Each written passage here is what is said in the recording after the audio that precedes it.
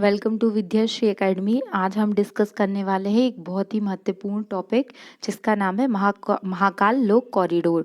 महाकाल लोक कॉरिडोर अत्यंत ही महत्वपूर्ण टॉपिक है। यह यूपीएससी के mains, prelims, MPPSC prelims, mains और अन्य एग्जाम में भी इससे रिलेटेड क्वेश्चन पूछा जा सकता है। इसके साथ साथ इसका स्टैटिक पार्ट भी महत्वपूर्ण है, तो उसको भी हम डिस्कस कर लेंगे। और ये उज्जैन में स्थित जो महाकालेश्वर जी का मंदिर है, ये जो भारत के प्रमुख 12 ज्योतिर्लिंग हैं उनमें से एक है।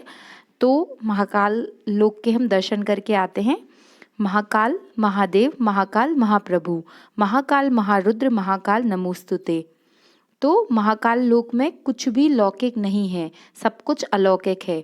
तो चलिए इसके बारे में हम और जानकारी ले लेते हैं। पूरे भारत में 12 ज्योतिर्लिंग हैं, उन्हीं में से एक जो महत्वपूर्ण ज्योतिर्लिंग है वह उज्जैन में स्थित है।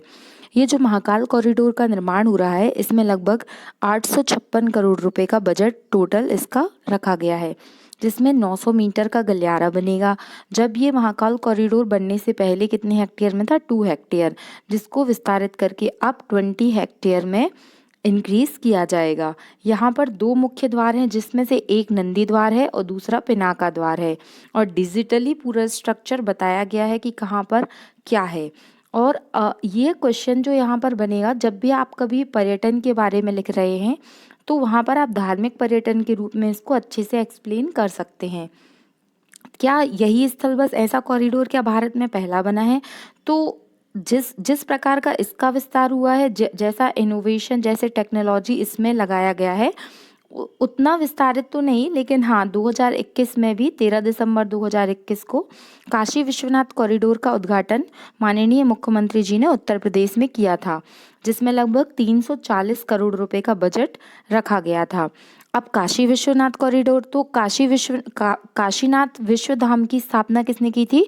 तो 1780 में इसका पुनर्निर्माण अहिल्याबाई होलकर जी द्वारा कराया गया था। अब अभी जब महाकाल कॉरिडोर का उद्घाटन हुआ है, तो ये प्रथम चरण का उद्घाटन हुआ है। और ये कहाँ हुआ है? उज्जैन में हुआ है। उज्जैन किस नदी के किनारे है? तो उज्जैन शिप्रा नदी के किनारे है।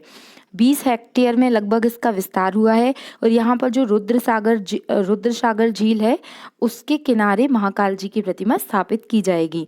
190 अलग अलग रूपों में भगवान शिव के अलग अलग रूपों के दर्शन होंगे। यहाँ पर प्रति वर्ष वैसे तो 2 लाख और जो कॉरिडोर का निर्माण किया जा रहा है, जो इसका पूरा परिसर बना है महाकाल कॉरिडोर का, वहाँ इतना स्पेस रखा गया है कि लगभग 2 लाख दर्शनार्थी एक साथ दर्शन कर सके। तो ये काफ़ी अच्छा है, क्योंकि वहाँ भीड़ भी हो जाती थी और लोगों को जैसे दर्शन नहीं मिल पाते थे, पहले से बहुत सारे नंबर लगते थे। तो इतना अधिक एक्सपेंड किया गया है उस परिसर को कि सभी को अच्छे से दर्शन हो सके। देश का पहला नाइट गार्डन भी यहाँ पर बनाया जाएगा। चूँकि इको फ्रेंडली एरिया विकसित करने के लिए 40 से 45 जो रुद्राक्ष और भी धार्मिक रूप से महत्वपूर्ण, औषधीय रूप से महत्वपूर्ण जो प्रजातियां हैं पौधों की, वो लगाई गई हैं। लगभग 18,000 पेड़ों का यहाँ पर वृक्षारोपण भी किया गया है। फिर अगर हम इसकी ऐतिहासिक पृष्ठभूमि पर नज़र डालें, तो ऐसा माना जाता है कि द्वापर युग में महाकाल मंदिर की जो है वह स्थापना की गई थी। और 6वीं शताब्दी में राजा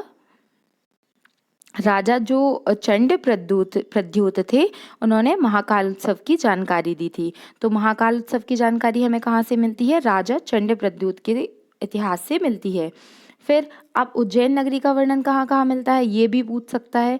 तो जो कालिदास जी की मेघदूतम है, उसमें उज्जैन का वर्णन किया गया है और इस मंदिर का भी वर्णन किया गया है। जंतर मंतर भी उज्जैन में स्थित है। राजा भोज ने भी इस मंदिर का पुनर्निर्माण कराया था 11वीं शताब्दी में। और प्रति वर्ष लगभग प्रति 12 वर्ष में यहाँ पर क्या कुंभ के मेले का आयोजन किया जाता है। आप कमेंट बॉक्स में लिखकर बताइए कि जो नेक्स्ट कुंभ का मेला है उसका आयोजन कब किया जाएगा, मीन्स किस ईयर में किया जाएगा। ऐसा अनुमान है कि महाकाल कॉरिडोर बनने के बाद प्रति वर्ष यहाँ पर लगभग 1.5 करोड़ श्रद्धालु आएंगे। 1.5 करोड़ श्रद्धालु प्रति वर्ष आएंगे। तो एज अ रिलीजियस टूरिज्म अगर आप इसको देखते हैं, या फिर आप श्रद्धा भक्ति के भाव से देखते हैं तो हर रूप में जो ये महाकाल जी का परिसर है, महाकाल लोक कॉरिडोर है, वो अद्भुत है, सुंदर है और एक मनोहारी वातावरण, एक धार्मिक वातावरण, एक आध्यात्मिक वातावरण क्रिएट करता है। तो आप ज़रूर दर्शन करने जाएं और महाकाल का आशीर्वाद प्राप्त करें। Thank you so much. अगर आपको मेरा पढ़ाना ठीक लग रहा है, अच्छा लग रहा है, तो आप इसे अधिक से अधिक लोगों तक शेयर कीजिए। धन्यवाद। जय हिंद, जय भारत।